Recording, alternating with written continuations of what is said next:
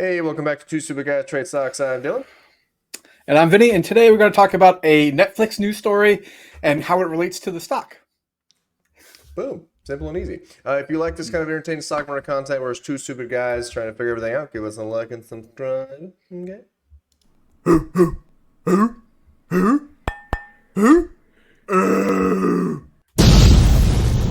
Two Stupid Guys Trade Stocks. All All right. right. Yeah, Squid Game. This was actually like the last Netflix show I think I legitimately enjoyed. Squid Game was awesome. It was very Yeah. cool. You had to have the But right subtitles, though. did you see Mr. Beast's version of it, though? No. No? I'll have to send it to you. It was equally as good and, way less costly to produce. Okay. Fair um, enough. so the interesting thing from a stock perspective that I thought was this week is they announced that they're going to start charging users who share accounts. It's kind of long been a thing. Like, it's always a joke. It's like, I have to thank my ex-girlfriend for the 3 years of Netflix subscriptions that I've been using without her knowing because you never changed their password, that sort of stuff. Yeah, I bet I was doing it for 2 years. Yeah, I could see that. You seem like that kind of guy. It's free. Also, claiming them on your taxes probably too. Anyway, Free.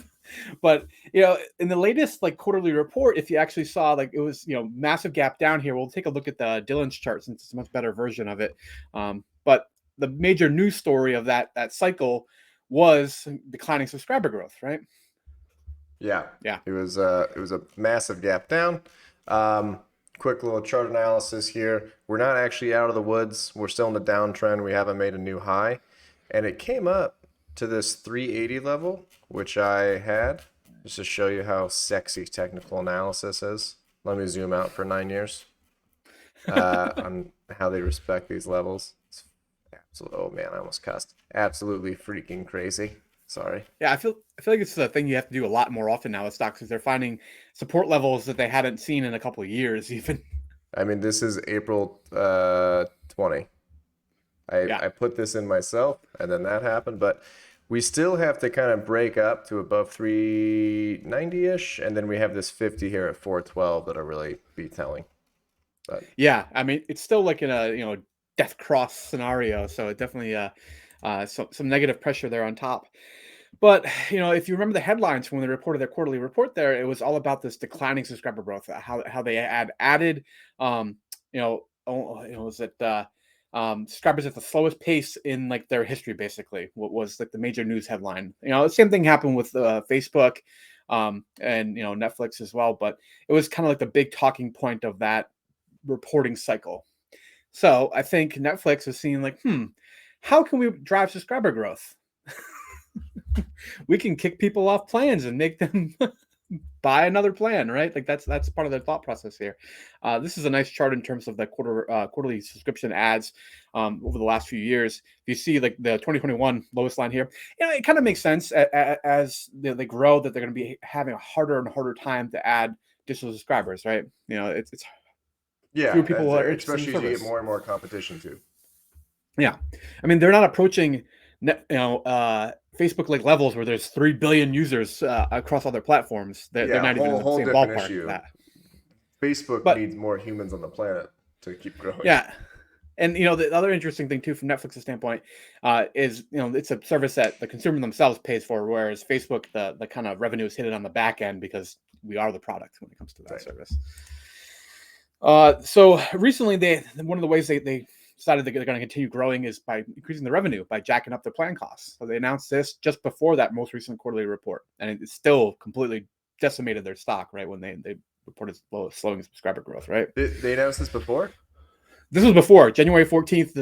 The quarterly report was Ooh. January 20th. I guess Oh, that, you're right.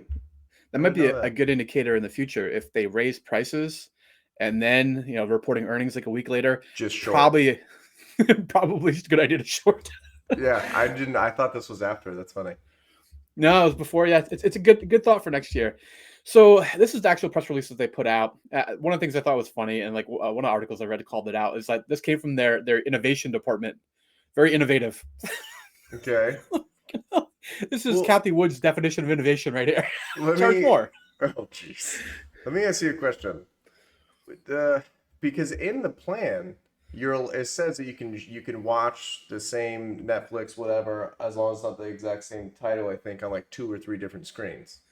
Yes, but it's supposed to be in the same household. Oh, it's supposed to be in the same household. Yes, so that they can track your ISP basically and determine whether or not you're using it from a different location. So okay, follow-up question Sure, shoot. for someone who just learned how to convert a PDF. I don't fully know what an ISP is. Um, it, Digital fingerprint of your location when you're accessing the internet. There are ways to obscure it, but for the most part, people don't engage in that. People use VPNs, virtual private networks, to help obscure their ISPs. But Wow. oh yeah, my God. wow. What if I'm at work and I'm not at my house, So but I'm there's using my Netflix login? you're still allowed to do that. The kind of thing that they'll detect is that your ISP doesn't match up when you're accessing the internet. So they'll send you a verification code that you must enter to access Netflix at that point. Okay, so I'm at work. I'm slow, so I just turn on Netflix, and then it'll be like, "Hey, you want to keep watching? We're going to send this text to the account holder's main thing." Exactly. So I mean, you could continue using your ex-girlfriend's number. You just might have to text her and ask her for the access code. I don't really have a problem with it. No, not the texting the ex-girlfriend. That I do have a problem Uh, with. I mean, I don't have a problem with them asking for this.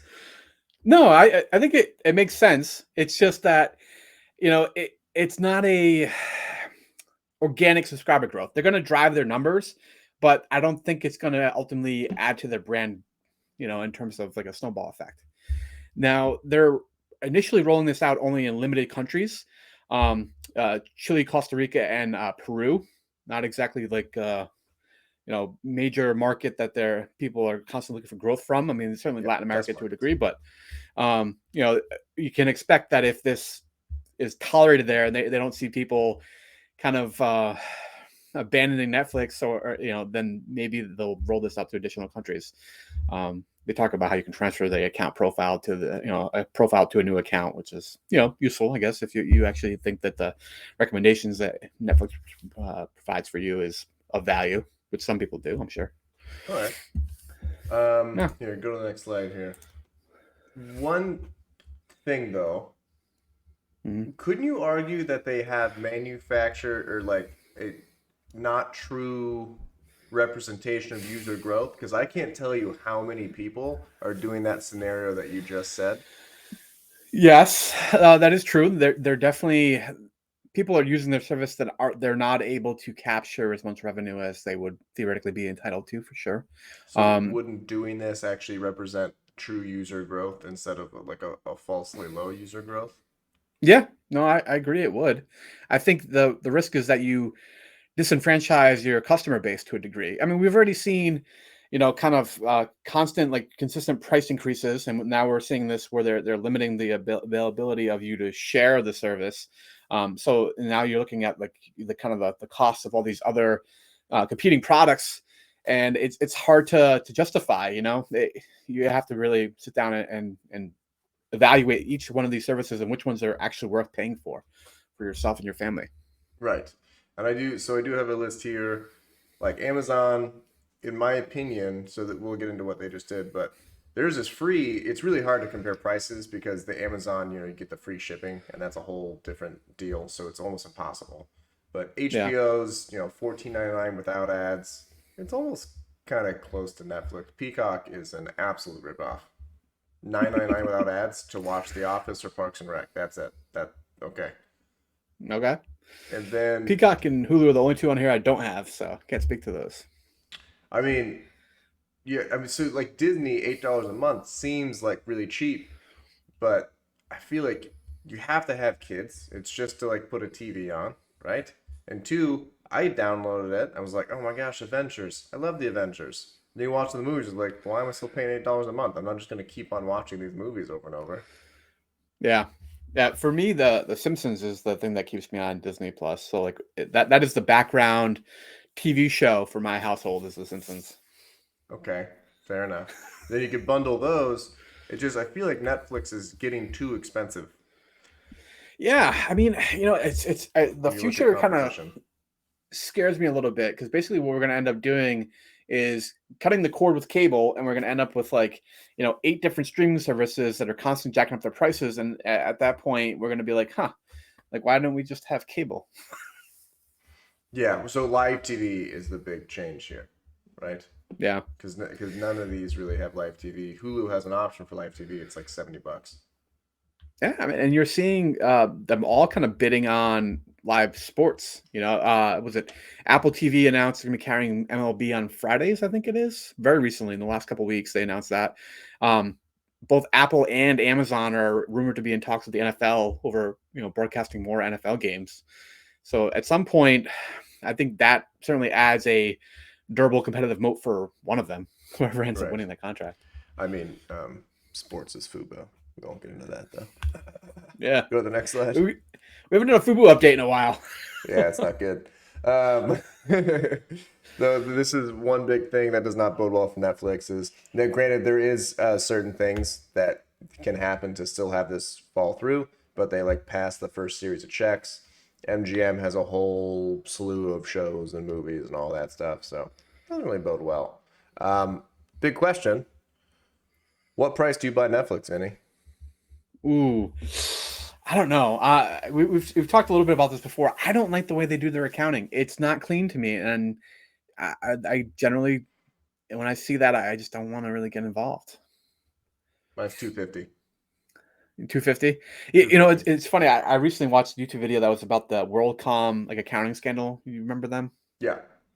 Yeah, and like it reminded me a little bit of Netflix, and I'm like, God, what the hell are these like the way they expenses were being carried as like assets of like prepaid, kind of wire communication or bandwidth. That's what they called it for WorldCom. I'm like, oh, that sure sounds like a lot like what Netflix does, but That's pretty funny, actually. Oh boy. yeah, All right. Well, let us know what you think. If you're going to end up buying Netflix, if you think that their little change here is going to end up hurting subscriber growth, or in my opinion, be a more accurate representation. That should yeah, be. yeah. We'll see. Boom. See you later, guys. Catch you in the next one.